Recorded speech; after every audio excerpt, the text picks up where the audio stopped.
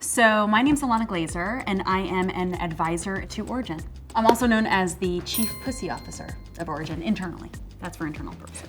And I'm Nona Farahnik. I'm the co-founder of Origin. I suffered from chronic pelvic floor dysfunction, chronic pain in my pelvic floor for literally 20 years. It was debilitating, my chronic pain. And I was like laughed at by doctors. It's so scary to think about now. I remember my mom too. It was like me and my mom in this urologist's office, and he was like, there's no solution for you.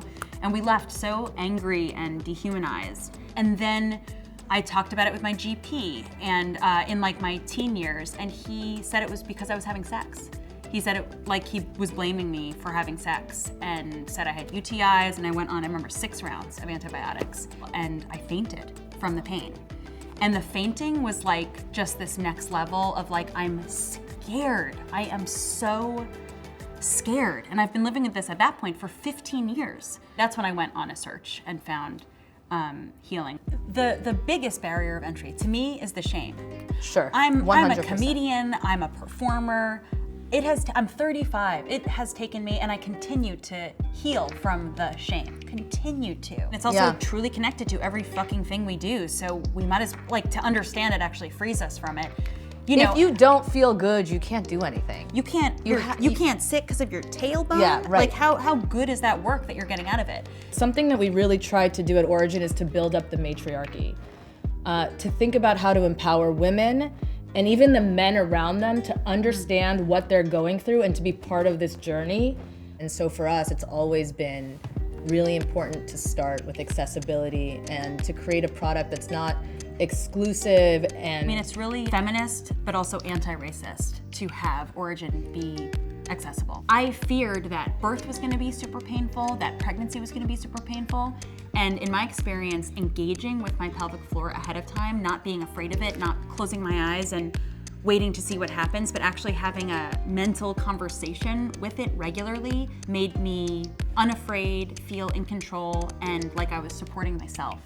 And what my care and treatment looked like was in-person sessions, pelvic floor examinations in the beginning, and then it turned into conversations and exercises. I did virtual in New York before I gave birth. And then afterwards, I just really took it easy and took my time. I took my time. I did virtual with the twins, both while I was pregnant and then starting on day 10 after. Wow, day 10. Yeah, day 10. What did that look like? It looked like a lot of belly lifts, a lot of stretching. It almost felt like I was taking it easy with a mentor to talk me through it. Yeah, that's right. And being able to like shut the door. Right. Always started with breathing exercises on the mat, a lot of diaphragm work. Made me feel in control after a really challenging pregnancy because I delivered about 12.7 pounds of baby out of my vagina.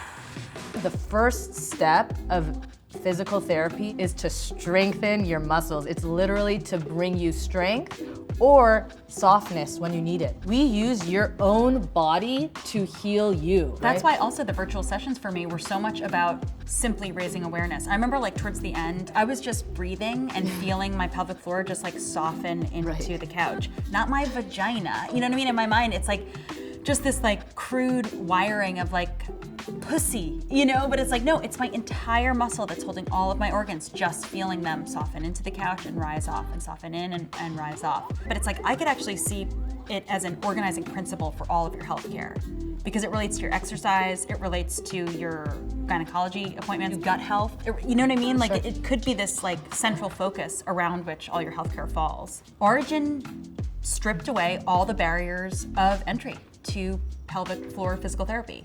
Every box was ticked, and it's not just like, oh, checked a box. I mean, like, I've never seen more than one of the boxes checked in my healthcare before. We learned that insurance covered physical therapy happens in very few places, and we learned that it is obvious if you look at the science and you look at the data that pelvic floor physical therapy needs to be the standard of care for everyone throughout the country, and we're on a mission to do that.